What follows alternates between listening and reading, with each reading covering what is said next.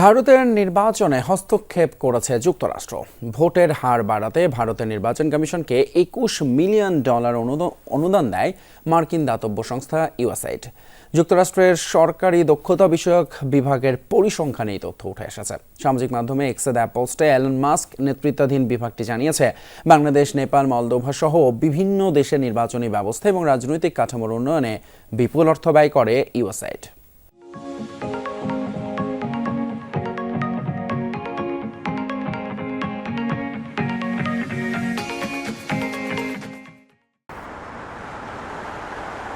Donald Trump দায়িত্ব নেয়ার পর বাড়তি খরচ কমাতে বেশিরভাগ দেশে অনুদান বন্ধ করে দিয়েছে যুক্তরাষ্ট্র। খরচ কমানোর দায়িত্বে থাকা সরকারি দক্ষতা বিষয়ক বিভাগের সুপারিশে স্থগিত করা হয়েছে আলোচিত দাতব্য সংস্থা ইউএসএআইডির কার্যক্রম।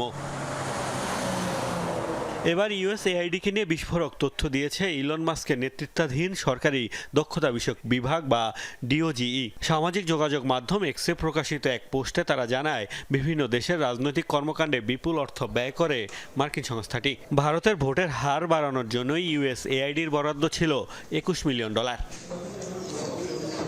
নির্বাচনকে প্রভাবিত করার লক্ষ্যে দাতব্য সংস্থার অর্থ ব্যয়ের খবরে তোলপাড় শুরু হয়েছে ভারতে।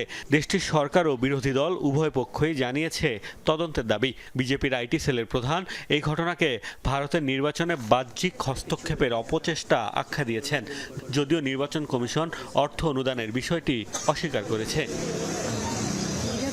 ভারতকে বিপুল অর্থ দেওয়ার সমালোচনা করেছেন মার্কিন প্রেসিডেন্ট ডোনাল্ড ট্রাম্পও। বিশ্বের সবচেয়ে বেশি কর সংগ্রহকারী দেশগুলোর একটি ভারত সেই দেশের ভোটের হার বাড়ানোর জন্য $21 মিলিয়ন দেয়াকে অযৌক্তিক বলে দাবি তার।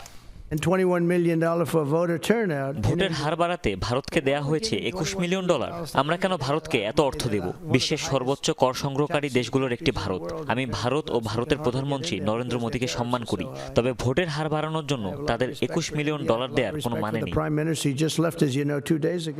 ডিওজিইর তথ্য, বিভিন্ন দেশের নির্বাচন ও রাজনৈতিক ব্যবস্থা শক্তিশালী করতে $486 মিলিয়ন বরাদ্দ ছিল ইউএসএআইডির। এরই মধ্যে এসব অনুদান বন্ধ করে দিয়েছে ট্রাম্প প্রশাসন।